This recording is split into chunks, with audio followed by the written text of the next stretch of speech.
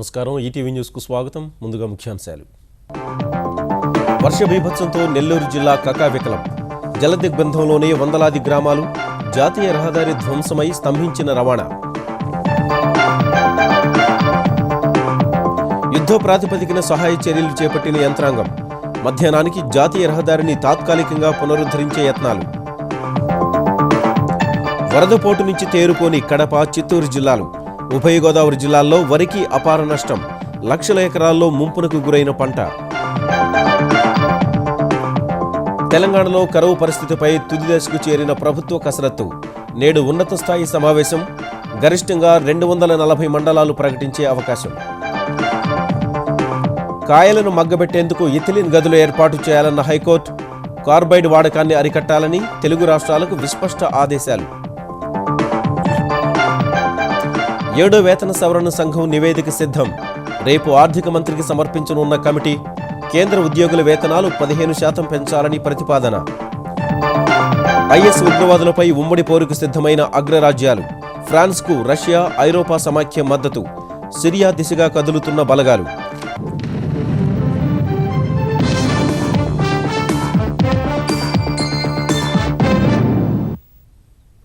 ఈశాన్య రుతుపవనాలు అల్పపీడనం ప్రభావంతో కనీవిని ఎరుగని రీతిలో పడిన కుండపోత వర్షాలు నెల్లూరు జిల్లాను వణికిస్తున్నాయి. భారీ వర్షాలు వరదలతో జిల్లాలో జనజీవనం పూర్తిగా స్తంభించిపోయింది. నదులు ఉగ్రరూపం దాల్చి వందలాది గ్రామాల్ని ముంచెత్తుతున్నాయి. జిల్లాలో 200 చెరువులకు గండ్లు పడగా అనేక గ్రామాలు జలదిగ్బంధంలో చిక్కుకున్నాయి. మనుబోలు గూడూరు మధ్య చెన్నై కోల్కతా జాతీయ రహదారి కొట్టుకుపోవడం వల్ల వాహనదారులు ప్రయాణికులు తీవ్ర ఇబ్బందులు పడాల్సి వస్తోంది. వర్షాల కారణంగా జిల్లాలోని అన్ని విద్యాసంస్థలకు సెలవు ప్రకటించారు. నెల్లూరు జిల్లాలో 4 రోజులుగా కురుస్తున్న భారీ వర్షాలు వరదలు పెను విపత్తుకు దారితీశాయి. జిల్లా వ్యాప్తంగా నదులు వాగులు ఉగ్రరూపం దాల్చగా నెల్లూరు గూడూరు ఆత్మకూరు డివిజన్లలోని అనేక గ్రామాలు జలదిగ్బంధంలో చిక్కుకున్నాయి. గూడూరు డివిజన్లోని దాదాపు 80 గ్రామాలకు బాహ్య ప్రపంచంతో సంబంధాలు తెగిపోయాయి. కైవల్య స్వర్ణముఖి నది వరద ప్రవాహం కారణంగా వాకాడు చిట్టమూరు కోట మండలాలు జలదిగ్బంధంలోనే ఉన్నాయి. గూడూరు వంటంలో వరద ఉధృతి వల్ల ప్రజలు ఇళ్లపైకెక్కి బిక్కుబిక్కుమంటూ జీవిస్తున్నారు. కాళంగి కైవల్య నదులకు ఎగువ నుంచి వస్తున్న వరద తగ్గే వరకు గూడూరు డివిజన్లోని అనేక గ్రామాలు జలదిగ్బంధం నుంచి బయటపడే అవకాశాలు కనిపించటం లేదు. జలదిగ్బంధంలో చిక్కుకుపోయిన గూడూరు వాసుల కోసం 10,000 తాగునీటి ప్యాకెట్లను రైలులో పంపారు. కాళంగి నది పోటెత్తడం వల్ల నాయుడుపేట సూలూరుపేట తడ మండలాల్లోని అనేక గ్రామాలకు బాహ్య ప్రపంచంతో సంబంధాలు తెగిపోయాయి.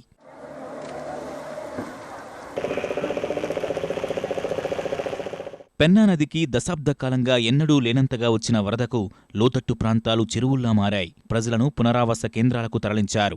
నెల్లూరు జిల్లాలో వరద ప్రభావిత ప్రాంతాల్లో జాతీయ విపత్తు నివారణా బృందాలు సహాయ కార్యక్రమాలు చేపట్టాయి. వరదల ధాటికి జిల్లాలో రవాణా వ్యవస్థ అతలాకుతలమైంది.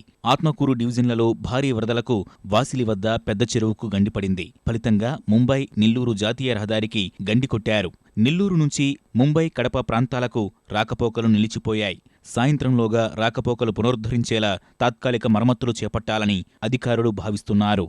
మనుబోలు వద్ద జాతీయ రహదారికి 30 మీటర్ల మేర గండిపడగా రహదారికి ఇరువైపులా పెద్ద ఎత్తున వాహనాలు నిలిచిపోయాయి. గూడూరు వైపు వెళ్లలేక నెల్లూరు వైపు రాలేక పడిగాపులు కాస్తున్నారు. కొందరు యువకులు సాహసించి నీట మునిగిన పొలాల గుండా యువతలి ఒడ్డుకు చేరారు. రహదారి పునరుద్ధరణ పనుల్ని జాతీయ రహదారుల ప్రాధికార సంస్థ చేపట్టాల్సి ఉండగా ప్రజల ఇబ్బందుల్ని దృష్టిలో పెట్టుకుని ఆంధ్రప్రదేశ్ ప్రభుత్వం తాత్కాలిక రోడ్డు ఏర్పాటుకు చర్యలు చేపట్టింది. ఈ మధ్యాహ్నానికి తాత్కాలికంగా పునరుద్ధరిస్తామని అధికారులు చెబుతున్నారు.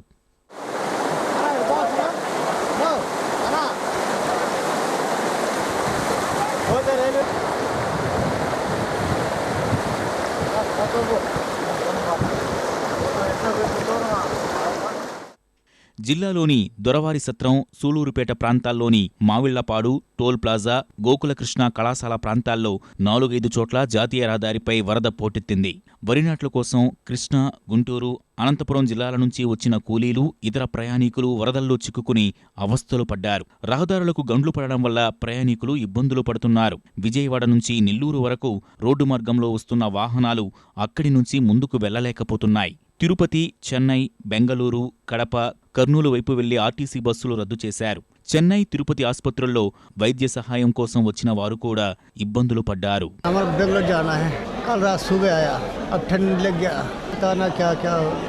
अब इतना तबीयत खराब है जो कुछ मत।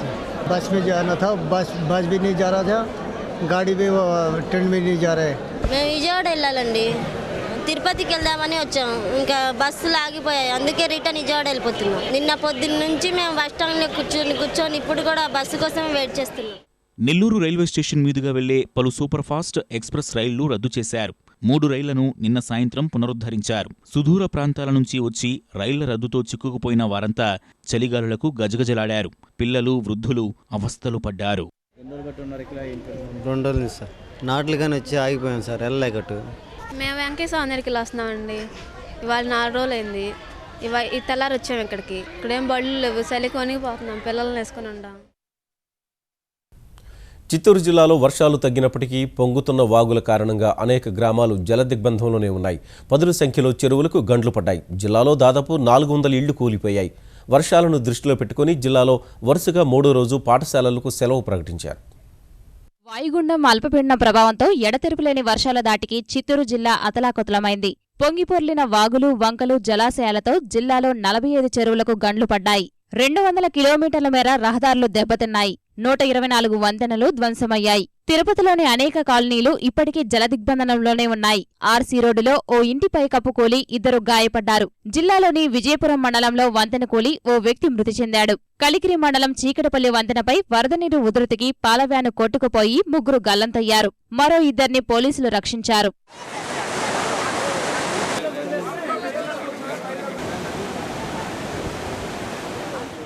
జిల్లాలో పించా, బహుదా, కుశస్థలి, స్వర్ణముఖి నదులు ఉధృతంగా ప్రవహిస్తుండగా వాగులు, వంతెనలు, నదులు, జలాశయాల వద్ద 144 సెక్షన్ కొనసాగుతోంది.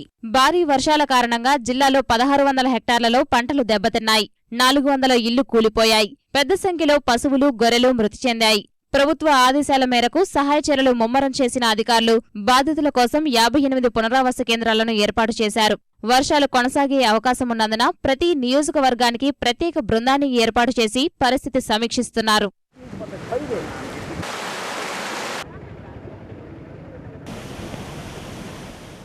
భారీ వర్షాల కారణంగా తిరుమలకొచ్చే భక్తులకు ఇబ్బందులు తప్పడం లేదు.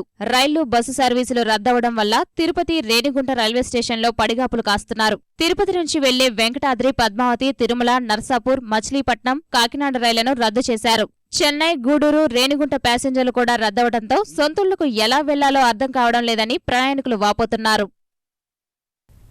కడప జిల్లాలోనూ భారీ వర్షాల ప్రభావానికి జనజీవనం అస్తవ్యస్తమైంది. వర్షాలకు వేర్వేరు ప్రాంతాల్లో 7 మృత్యువాత పడ్డారు. ప్రకాశం జిల్లాలోనూ వర్షాల కారణంగా పలుచోట్ల వాగులు పొంగి రాకపోకలకు అంతరాయం ఏర్పడింది. ఉభయ గోదావరి జిల్లాల్లో సుమారు 3.5 లక్షల ఎకరాల్లో వరి పంటకు నష్టం వాటిల్లింది. వాయుగుండం కారణంగా ఎడతెరిపి లేకుండా కురుస్తున్న వర్షాలకు కడప నగరంతో పాటు జిల్లాలోని పలు ప్రాంతాలు జలదిగ్బంధంలో చిక్కుకున్నాయి. సంబేపల్లి మండలంలోని బోయపల్లిలో పాత ఇంటి గోడకూలి 4 చిన్నారులు మరణించారు. చలిగాలులకు తాళలేక బద్వేల్లో 1, గోడకూలి రైల్వే కోడూరులో మరొకరు మరణించారు. చింతకొమ్మదిన్నె మండలం నాయినూరిపల్లెలో మంచినీటి ట్యాంకు కుప్పకూలగా సమీపంలో ఎవరూ లేకపోవడంతో ప్రమాదం తప్పింది. వరదల ధాటికి జిల్లాలో పలుచోట్ల వంతెనలు స్వల్పంగా దెబ్బతిన్నాయి. భారీ వర్షాల దృష్ట్యా కలెక్టర్ కార్యాలయంలో కంట్రోల్ రూమ్ ఏర్పాటు చేసిన అధికారులు ఎప్పటికప్పుడు పరిస్థితిని సమీక్షిస్తున్నారు. వరద ప్రభావిత ప్రాంతాల్లో పర్యటించిన మంత్రి గంట బాధితులకు పూర్తి సహాయ సహకారాలు అందించాలని అధికారులను ఆదేశించారు.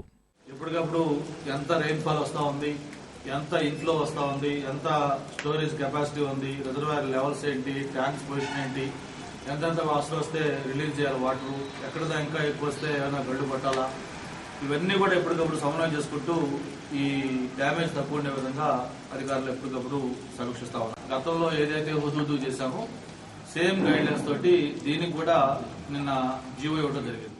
భారీ వర్షాలతో 15 ఏళ్ల తర్వాత బుగ్గవంక ప్రాజెక్టుకు భారీగా నీరు చేరింది. 2 గేట్లు ఎత్తి నీటిని వదులుతున్నారు. భారీ వర్షాలకు కడప జిల్లా వ్యాప్తంగా 1700 హెక్టార్లలో పంటలకు నష్టం వాటిల్లింది. రాజంపేట, కోడూరు, చిట్వేల్, ఓబులవారిపల్లి మండలాల్లో భారీ వర్షాలకు 20 ఏళ్లుగా నిండని చెరువులు సైతం జలకలను సంతరించుకున్నాయి.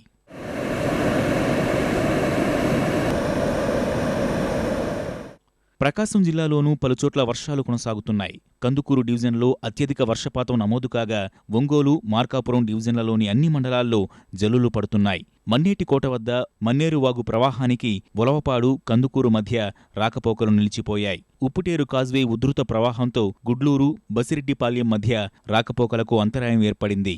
భారీ వర్షాలకు తూర్పుగోదావరి జిల్లాలోని వేలాది ఎకరాల్లో వరి పంట దెబ్బతింది. కొత్తపేట, పి గన్నవరం, రాజోలు, అమలాపురం, ముమ్మడివరంలోని 70,000 ఎకరాల్లో పంట నష్టం వాటిల్లింది. మెట్ట ప్రాంతంలోనూ కోత దశలో ఉన్న సుమారు 20,000 ఎకరాలు మునిగిపోయాయి.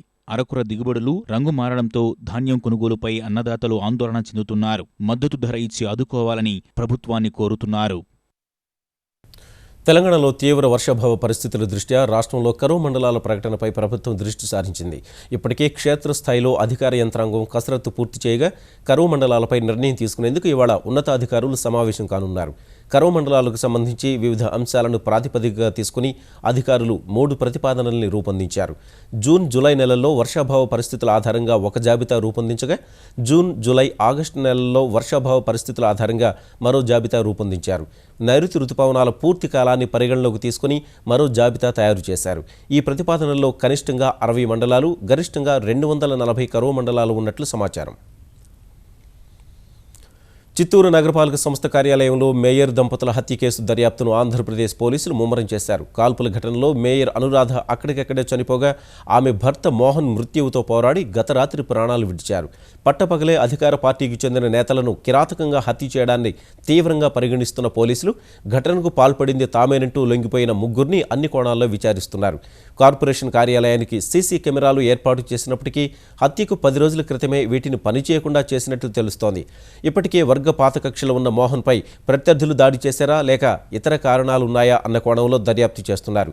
హత్య అనంతరం దర్యాప్తులో భాగంగా పోలీస్ జాగిలాలు మోహన్ మేనల్లుడు చింటూ అలియాస్ చంద్రశేఖర్ ఇంటి వద్దకు వెళ్లగా ఆయనపై దృష్టి సారించారు. కాల్పుల ఘటనలో 5గురు పాల్గొన్నట్లు నిర్ధారణకు వచ్చిన పోలీసులు వారి కోసం గాలింపు చర్యలు చేపట్టారు.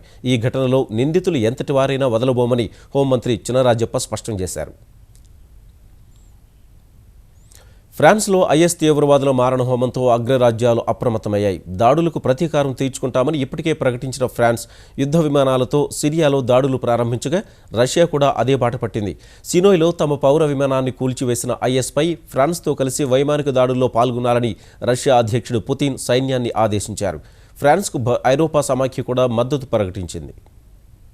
ఉగ్రవాదంపై పోరు విషయంలో ఇన్నాళ్లు అంటీ ముట్టనట్టుగా వ్యవహరించిన అగ్రరాజ్యాలు ఫ్రాన్స్లో మారణహోమం తర్వాత ఏకమవుతున్నాయి. విభేదాలను పక్కనబెట్టి ప్రపంచ దేశాలను వణికిస్తున్న ఐఎస్ ఉగ్రవాదుల్ని పూర్తిస్థాయిలో మట్టుబెట్టాలనే లక్ష్యంతో ముందుకు కదులుతున్నాయి. ఈ మేరకు మధ్యధరా సముద్రంలో నౌకల్ని మోహరించిన పలు దేశాలు సిరియాపై భీకర దాడులకు రంగం సిద్ధం చేస్తున్నాయి. సిరియాలోని ఐఎస్ స్థావరాలపై ఫ్రాన్స్ వైమానిక దళాలు ఇప్పటికే దాడులు చేస్తుండగా రష్యా కూడా వారికి తోడైంది.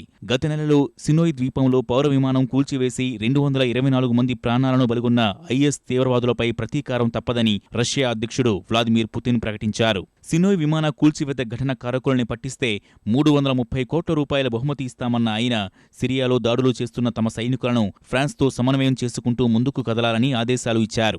ఐఎస్పై పోరు కోసం పాశ్చాత్య దేశాలు రష్యాతో కలిసి కూటమిగా ఏర్పడాలని పుతిన్ ఆకాంక్షించారు. ఇప్పటికే అమెరికాతో కలిసి ఇరాక్, ఆఫ్ఘన్ యుద్ధాలు చేపట్టి అనంతరం సిరియాపై దాడులు చేస్తున్న మిత్రపక్షాలకు రష్యా ప్రకటన మరింత బలాన్నిచ్చింది. రాబోయే రోజుల్లో సిరియాలో అధికార మార్పిడి తప్పదని ఫ్రాన్స్కు సంఘీభావం తెలిపేందుకు ఆ దేశంలో పర్యటిస్తున్న అమెరికా విదేశాంగ మంత్రి జాన్ కెర్రీ సంకేతాలు ఇచ్చారు. It was to assault all sense of nationhood and nation state and rule of law and decency and dignity and just put fear into the community and say, here we are. And every single country, not just in the region but around the world, is opposed to what they are doing to the norms of human behavior and the standards by which we try to live. ఐఎస్పై పోరుకు ఉమ్మడి పోరాటమే శరణ్యమని భావిస్తున్న పలు దేశాలు ఆ దిశగా కార్యాచరణను సిద్ధం చేసుకుంటున్నాయి. ఉగ్రవాదంపై పోరులో సహకారం కోరుతూ ఫ్రాన్స్ అధ్యక్షుడు హోలాండ్ ఈ నెల 24న వాషింగ్టన్లో అమెరికా అధ్యక్షుడు ఒబామా, 26న మాస్కోలో రష్యా అధ్యక్షుడు పుతిన్తో భేటీ కానున్నారు. అటు ఉగ్రదాడులతో ఆందోళన చెందుతున్న ఫ్రాన్స్కు అండగా నిలవాలని ఐరోపా సమాఖ్య నిర్ణయించింది. ఉగ్రవాదంపై పోరులో ఫ్రాన్స్కు అన్ని విధాలా సాయం అందిస్తామని ప్రకటించింది. కాయలను ఇథిలిన్తో మాగబెట్టేందుకు ప్రత్యేక కేంద్రాలు ఏర్పాటు చేయాలని తెలుగు రాష్ట్రాల ప్రభుత్వాలను ఉమ్మడి ఉన్నత న్యాయస్థానం ఆదేశించింది. కాల్షియం కార్బైడ్ ద్వారా కాయల్ని మాగబెట్టే విధానాన్ని అరికట్టి ఇథిలిన్ ద్వారా మాగబెట్టడాన్ని ప్రోత్సహించాలన్న న్యాయవాది నిరంజన్ రెడ్డి సూచనను ఉన్నత న్యాయస్థానం స్వీకరించింది. ఇథిలిన్ ద్వారా మాగబెడితే ఆరోగ్యంపై ప్రభావం చూపదని, ప్రపంచవ్యాప్తంగా ఆ విధానం ఆమోదం పొందిందని ఆయన కోర్టుకు వివరించగా, ఇందుకు మార్కెట్లలో ప్రత్యేక గదులు నిర్మించి ఇథిలిన్ ద్వారా మాగబెట్టేలా ఏర్పాట్లు చేయాలని ఆంధ్రప్రదేశ్, తెలంగాణ ప్రభుత్వాలను ఆదేశించింది. వ్యాపారులు కార్బైడ్ ద్వారా పక్వానికి తెస్తున్నట్లు గుర్తిస్తే ప్రజలు ఫోటోలు, వీడియోలు తీసి పంపేలా అధికారుల ఫోన్ నంబర్లను విస్తృతంగా ప్రచారం చేయాలని పేర్కొంది. గోదావరి జిల్లాల నుంచి వాహనాల్లో కాయల్ని నింపి కార్బైడ్ వేస్తున్నారని, తెలంగాణకు వచ్చేలోపే పక్వానికి వస్తున్నాయని తెలంగాణ ప్రభుత్వ న్యాయవాది తెలుపగా, సరిహద్దుల్లో తనిఖీలు చేయాలని హైకోర్టు స్పష్టం చేసింది. కార్బైడ్ వినియోగం వల్ల దుష్పరిణామాలు, చట్టపరమైన చర్యలపై ప్రభుత్వాలు సరైన ప్రచారం చేయడం లేదని, తమకు ఒక్క పోస్టర్ కూడా కనిపించడం లేదని అసంతృప్తి వ్యక్తం చేసింది. ప్రభుత్వ చర్యలు చేతల్లో కనిపించాలన్న హైకోర్టు ధర్మాసనం తదుపరి విచారణను 3 వారాలకు వాయిదా వేసింది. ఆంధ్రప్రదేశ్ను పారిశ్రామిక హబ్గా మార్చేందుకు ప్రయత్నిస్తున్న ప్రభుత్వం కొత్త పరిశ్రమల ఏర్పాటు, విదేశీ పెట్టుబడుల్ని ఆహ్వానించే అంశంపై ముమ్మర కసరత్తు చేస్తోంది. విజయవాడలో ముఖ్యమంత్రి చంద్రబాబు అధ్యక్షతన జరిగిన రాష్ట్ర పెట్టుబడుల ప్రోత్సాహక బోర్డు భేటీలో గుంటూరు, విశాఖ, కర్నూలు, అనంతపురం జిల్లాల్లో పలు పరిశ్రమల ఏర్పాటుకు ఆమోదముద్ర వేశారు. గుంటూరు జిల్లా తిమ్మాపురంలో 159 కోట్ల రూపాయలతో స్పిన్నింగ్ మిల్లు విస్తరణకు అనుమతినిచ్చిన సర్కార్, నెల్లూరు జిల్లా సూళ్లూరుపేటలో 337 కోట్ల పెట్టుబడులతో టెక్స్టైల్ పార్క్, నిట్టింగ్ మిల్లులు, విశాఖలో 100 కోట్లతో గార్మెంట్ యూనిట్ ఏర్పాటుకు పచ్చజెండా ఊపింది. కృష్ణపట్నం సమీపంలో 1500 కోట్లతో క్రిబ్కో యూరియా పరిశ్రమ 2019 నాటికి ఉత్పత్తి ప్రారంభించేలా ప్రభుత్వం అనుమతులిచ్చింది. దాదాపు 3000 కోట్ల పెట్టుబడులతో దుస్తుల తయారీ, ఎలక్ట్రానిక్, హార్డ్వేర్ పరిశ్రమల ఏర్పాటు కోసం చర్యలు తీసుకోవాలని ప్రభుత్వం నిర్ణయించింది. ఆయా పరిశ్రమల ద్వారా 20,000 మందికి ఉపాధి లభిస్తుందని అంచనా వేసింది. ఉపాధి హామీ పనులు మరింత పారదర్శకంగా ఉండేలా చూసేందుకు ఆంధ్రప్రదేశ్ ప్రభుత్వం ప్రత్యేక సంస్థను ఏర్పాటు చేసింది. ఉపాధి హామీ మండలి పేరుతో ముఖ్యమంత్రి అధ్యక్షతన 32 మంది సభ్యులతో పనిచేయనున్న ఈ సంస్థ ప్రభుత్వ శాఖలు చేపట్టే పనులకు కేంద్రం ఇచ్చే నిధుల్ని పూర్తి స్థాయిలో వినియోగించేలా చర్యలు చేపట్టనుంది. ఈ మేరకు విజయవాడలోని విడిది కార్యాలయంలో జరిగిన సమీక్షలో ముఖ్యమంత్రి చంద్రబాబు వెల్లడించారు. ఉపాధి హామీ పనుల్లో నీరు, చెట్టుకు అధిక ప్రాధాన్యం ఇవ్వాలని, సిమెంట్ రహదారులు, వ్యక్తిగత మరుగుదొడ్లకు 2వ ప్రాధాన్యం ఇవ్వాలని ఆదేశించారు. ఆడిటింగ్, జియో ట్యాగింగ్ సక్రమంగా ఉండేలా చూడడం ద్వారా వ్యవస్థను మరింత పారదర్శకంగా మార్చాలని ఆదేశాలిచ్చారు. ఏ బ్యాంకు నుంచైనా డబ్బు డ్రా చేసుకునేలా చెల్లింపుల విధానాన్ని సులభతరం చేయాలన్న ముఖ్యమంత్రి చెల్లింపులకు రసీదు ఇవ్వడం, చరవాణి ద్వారా సందేశం పంపడం వంటి చర్యలు చేపట్టాలన్నారు. ఉపాధి హామీ కూలీలకు 3 ఏళ్లకోసారి పనిముట్లు అందించాలని, వేలిముద్రల సాయంతో అక్రమాలను నివారించాలని దిశానిర్దేశం చేశారు. తెలంగాణలో కొత్త రైలు, జలమార్గాలు, విమానాశ్రయాలు, డ్రైపోర్ట్స్, జాతీయ రహదారుల నిర్మాణంపై ప్రభుత్వం దృష్టి సారించింది. ఈ మేరకు సమీక్ష నిర్వహించిన రోడ్లు, భవనాల శాఖ మంత్రి తుమ్మల నాగేశ్వరరావు పలు అంశాలపై కేంద్ర, రాష్ట్ర ప్రభుత్వానికి నివేదికలు సమర్పిస్తున్నట్లు వెల్లడించారు. తెలంగాణలో డ్రైపోర్టు నిర్మాణానికి అనుకూలమైన స్థలం ఉందన్న ఆయన నిర్మాణ కేంద్రాలను గుర్తించి ఫిజిబిలిటీ నివేదిక తయారు చేయడానికి కన్సల్టెంట్ను నియమించామని తెలిపారు. భద్రాచలం నుంచి సత్తుపల్లి, కొవ్వూరుతో పాటు కొత్తగూడెం నుంచి కొండపల్లి రైలు మార్గాలు పరిశీలనలో ఉన్నాయని తెలిపిన తుమ్మల ఆదిలాబాద్, వరంగల్, నిజామాబాద్, కొత్తగూడెంలో విమానాశ్రయాల అవసరాన్ని గుర్తించామన్నారు. ఆదిలాబాద్ జిల్లా సిర్పూరు, కవుతాల, సిరోంచ, కాళేశ్వరం, మణుగూరు, సారపాక ప్రాంతాలను కలుపుతూ జాతీయ రహదారి నిర్మాణం కోసం కేంద్రానికి ప్రతిపాదనలు పంపనున్నట్లు వెల్లడించారు. హైదరాబాద్ ఐడీహెచ్ కాలనీలో 2 పడక గదుల ఇళ్లను చూపించి తెలంగాణ ప్రభుత్వం వరంగల్ ఓటర్లను మోసం చేస్తోందని తెలుగుదేశం పార్టీ ఆరోపించింది. ఇళ్ల నిర్మాణాలకు కేంద్రం ఇస్తున్న నిధులను కూడా ముఖ్యమంత్రి తమ నిధులుగా చూపుతున్నారని పార్టీ పొలిట్ బ్యూరో సభ్యుడు రావుల చంద్రశేఖర్ రెడ్డి విమర్శించారు. ఏడాదికి 60,000 చొప్పున 22 లక్షల ఇళ్ల నిర్మాణం పూర్తి చేయాలంటే ఎంత సమయం పడుతుందో ముఖ్యమంత్రి సమాధానం చెప్పాలని ఆయన డిమాండ్ చేశారు. 2వ హరిత విప్లవం సాధనకు మార్గసూచి రూపొందించే లక్ష్యంతో హైదరాబాద్లో నేటి నుంచి 3 రోజుల పాటు అంతర్జాతీయ వరి సదస్సు జరగనుంది. పెరుగుతున్న జనాభా అవసరాల దృష్ట్యా విశ్వ ఆహారం, పౌష్టికాహార భద్రత, వరి శాస్త్రం అనే అంశాలపై జరిగే ఈ సదస్సులో 2వ హరిత విప్లవం కోసం చేపట్టాల్సిన చర్యలపై చర్చిస్తారు. ఆచార్య జయశంకర్ తెలంగాణ వ్యవసాయ విశ్వవిద్యాలయంలో జరిగే ఈ సదస్సుకు Bharat, Australia, Singapore, Bangladesh, Malaysia నుంచి 600 మంది వరి పరిశోధన శాస్త్రవేత్తలు హాజరవుతున్నారు. శాస్త్రవేత్తల అవిరళ కృషి ఫలితంగా అభివృద్ధి చేసిన వరి వంగడాలను ప్రాచుర్యంలోకి తీసుకొచ్చేందుకు డిసెంబర్ 5న రాజేందర్ నగర్లో జాతీయ స్థాయి పారిశ్రామికవేత్తల సదస్సు నిర్వహించేందుకు ఇప్పటి నుంచే సన్నాహాలు మొదలుపెట్టినట్లు శాస్త్రవేత్తలు చెబుతున్నారు. Each and every individual of this country is the right to have the food throughout 365 days. For that, we wants to add one more thing. It's not only the food security, we want to provide them nutritional food security. In that direction, we have developed the rice varieties with high protein and high zinc. In next 2 years, these high zinc and high protein varieties will be available through the PDS system. Karimnagar జిల్లా ధర్మపురిలో అర్ధరాత్రి భారీ అగ్ని ప్రమాదం సంభవించింది. రహదారి రవాణా సంస్థ సముదాయం వద్ద జరిగిన ప్రమాదంలో దాదాపు 16 దుకాణాలు అగ్నికి ఆహుతయ్యాయి. స్థానికుల సమాచారంతో ఘటనా స్థలికి చేరుకున్న అగ్నిమాపక సిబ్బంది మంటల్ని అదుపు చేశారు. గుర్తు తెలియని వ్యక్తులు దుకాణాలు తగులబెట్టారని యజమానులు ఆరోపిస్తుండగా ప్రమాదంలో ₹1 కోటికి పైగా ఆస్తి నష్టం వాటిల్లినట్లు తెలుస్తోంది. కార్తీక మాసాన్ని పురస్కరించుకుని ఈటీవీ ఆంధ్రప్రదేశ్, ఈటీవీ తెలంగాణ ఛానళ్లు నిర్వహిస్తున్న కార్తీక దీపోత్సవానికి ప్రజల నుంచి విశేష స్పందన లభిస్తోంది. అనంతపురంలో ఈటీవీ ఆంధ్రప్రదేశ్ నిర్వహించిన కార్యక్రమానికి వందలాదిగా తరలివచ్చిన మహిళలు చల్లని సాయంత్రం వేళ ఆధ్యాత్మిక ప్రవచనాల మధ్య కార్తీక దీపాలు వెలిగించి లక్ష్మీదేవిని ఆహ్వానించారు. కార్తీక దీపాల వెలుగులతో ఆర్ట్స్ కళాశాల మైదానం దేదీప్యమానమైంది. కార్తీక మాసం విశిష్టతను ఆధ్యాత్మికవేత్త శ్రీనివాస బంగారయ్య వివరించగా మహిళలు భక్తి శ్రద్ధలతో ఆలకించారు. సభా సామ్రాట్ చిర్రావూరి కృష్ణకిషోర్ శర్మ కార్తీక పూజల పరమార్థాన్ని వివరించి ఆడపడుచులకు అవగాహన కల్పించారు. ఈ కార్యక్రమానికి అనంతపురం ఎమ్మెల్యే ప్రభాకర్ చౌదరి, సంయుక్త కలెక్టర్ లక్ష్మీకాంతం, ఎస్పీ రాజశేఖర్ బాబు సహా పలువురు ప్రముఖులు హాజరయ్యారు.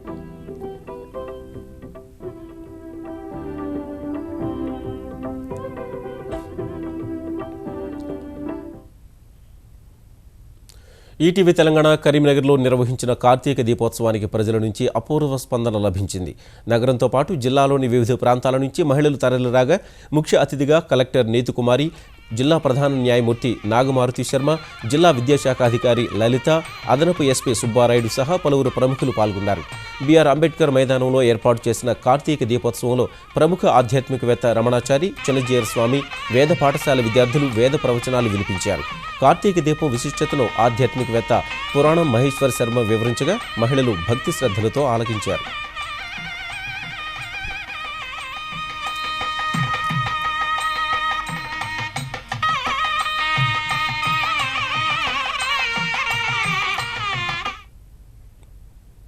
కేంద్ర ప్రభుత్వ ఉద్యోగులు, పింఛనుదారులు ఎదురుచూస్తున్న 7వ వేతన సంఘం నివేదిక గురువారం ఆర్థిక మంత్రి వద్దకు చేరనుంది.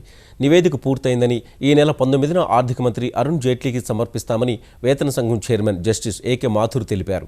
వేతన సంఘం సిఫార్సులు వచ్చే ఏడాది జనవరి 1 నుంచి అమల్లోకి రావాల్సి ఉంది. ఈసారి 15% మేర వేతనాల పెంపు ఉండవచ్చని తెలుస్తోంది. వేతన సంఘం సిఫార్సుల్ని కేంద్రం ఆమోదిస్తే 48 లక్షల మంది కేంద్ర ప్రభుత్వ ఉద్యోగులకు, 55 లక్షల మంది పింఛనుదారులకు లాభం చేకూరనుంది. దేశవ్యాప్తంగా ప్రధాన నగరాల్లో టమోటా ధరలు పెరుగుతున్న వేళ పరిస్థితిని సమీక్షించేందుకు కేంద్రం ఇవాళ ఉన్నత స్థాయి సమీక్ష ఏర్పాటు చేసింది.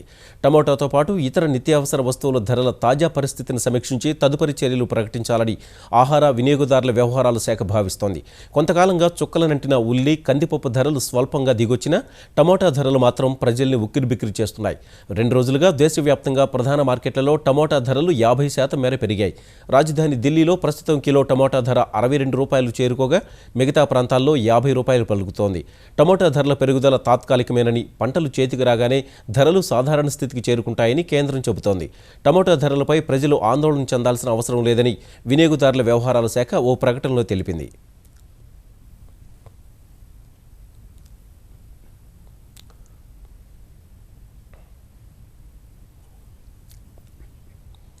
టెన్నిస్లో ప్రపంచ అత్యుత్తమ ర్యాంకు సాధించడం గర్వంగా ఉందని సానియా మిర్జా వ్యాఖ్యానించింది. హైదరాబాద్ హకీంపేటలో నేషనల్ ఇండస్ట్రియల్ సెక్యూరిటీ అకాడమీ రజతోత్సవాల ఆహ్వాన పత్రికను విడుదల చేసిన ఆమె ఈ ఏడాది వరుసగా విజయాలు సాధించడంపై సంతోషం వ్యక్తం చేసింది. టోర్నీలో మార్టినా హింగిస్ మంచి సహకారం అందిస్తోందన్న సానియా వచ్చే ఏడాది కూడా విజయ పరంపర కొనసాగిస్తామని విశ్వాసం వ్యక్తం చేసింది. ఇక ముఖ్యాంశాలు మరోసారి. వర్ష బీభత్సంతో నెల్లూరు జిల్లా కకావికలం. జలదిగ్బంధంలోనే వందలాది గ్రామాలు. జాతీయ రహదారి ధ్వంసమై స్తంభించిన రవాణా. యుద్ధ ప్రాతిపదికన సహాయ చర్యలు చేపట్టిన యంత్రాంగం. మధ్యాహ్నానికి జాతీయ రహదారిని తాత్కాలికంగా పునరుద్ధరించే యత్నాలు. వరదపోటు నుంచి తేరుకొని కడప, చిత్తూరు జిల్లాలు. ఉభయ గోదావరి జిల్లాల్లో వరికి అపార నష్టం. లక్షల ఎకరాల్లో ముంపునకు గురైన పంట. తెలంగాణలో కరువు పరిస్థితిపై తుది దశకు చేరిన ప్రభుత్వ కసరత్తు. నేడు ఉన్నత స్థాయి సమావేశం. గరిష్టంగా 240 మండలాలు ప్రకటించే అవకాశం. కాయలను మగ్గబెట్టేందుకు ఇథిలిన్ గదులు ఏర్పాటు చేయాలన్న హైకోర్టు. కార్బైడ్ వాడకాన్ని అరికట్టాలని తెలుగు రాష్ట్రాలకు విస్పష్ట ఆదేశాలు. 7వ వేతన సవరణ సంఘం నివేదిక సిద్ధం. రేపు ఆర్థిక మంత్రికి సమర్పించనున్న కమిటీ కేంద్ర ఉద్యోగుల వేతనాలు 15% పెంచాలని ప్రతిపాదన. ఐఎస్ ఉగ్రవాదులపై ఉమ్మడి పోరుకు సిద్ధమైన అగ్రరాజ్యాలు. ఫ్రాన్స్కు రష్యా, ఐరోపా సమాఖ్య మద్దతు. సిరియా దిశగా కదులుతున్న బలగాలు.